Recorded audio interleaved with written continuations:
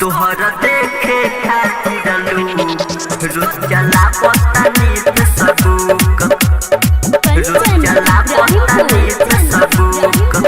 Music by Ravinder Singh. तोहरा देखे खातिर रोज चला बेनी हम पे सबूक। तोहरा देखे खातिर रोज चला बेनी हम पे सबूक। तोहरा देखे खातिर रोज चला बतानी पे सबूक। अरे छोड़नी पढ़ाई लिखाई ए सोना हो। अरे छोड़नी पढ़ाई लिखाई नहीं लागे पियस और भूख भूख भूख। तोहरा देखे खातिर रोज चला बेनी हम पे सबूक। तोहरा देखे खातिर रोज चला बतानी पे सबूक। सुनलू रोज चला बतानी पे सबूक। माउंटेन रिकॉर्डिंग स्टूडियो को साला चौक सीतामढ़ी। तोहरा देखे खातिर रोज चला बतानी पे सबूक। एक बेर जे देखनी तोहके सूट साला बाहर में मन कर देखी बार बार चमकत दीदार में चमकत दीदार में। हाँ हाँ एक बेर जे देखनी तोहके सूट साला बाहर में मन कर देखी बार बार चमकत दीदार में। मन कर देखी बार बार चमकत दीदार में।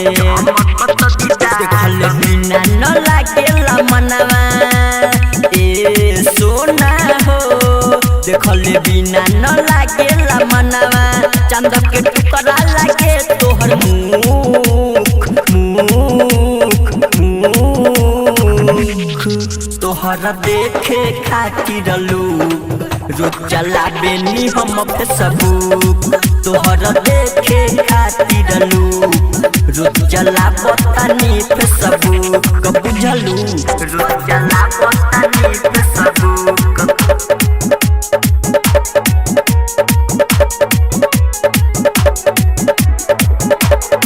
तोहरा देखे खातिर रोज चला बतानी पे सबूक। पीक के परदेसी भइल तोहरा दीवाना। तोहरा खातिर लुटा दीही सारा खजाना सारा खजाना। हाँ हाँ पीक के परदेसी भइल तोहरा दीवाना। तोहरा खातिर लुटा दीही सारा खजाना। तोहरा खातिर लुटा दीही सारा खजाना। भूषण रविंदर कहेला ए सोना हो। अरे कंचन अनूठे कहेला एकरा चक्कर में गइल बारा सुख सुख सुख।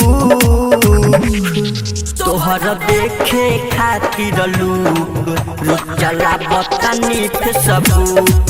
तोहरा देखे खातिर रोज चला बेनी हम पे सबूक। बुझलू माउंटेन रिकॉर्डिंग स्टूडियो को साला चौक सीतामढ़ी।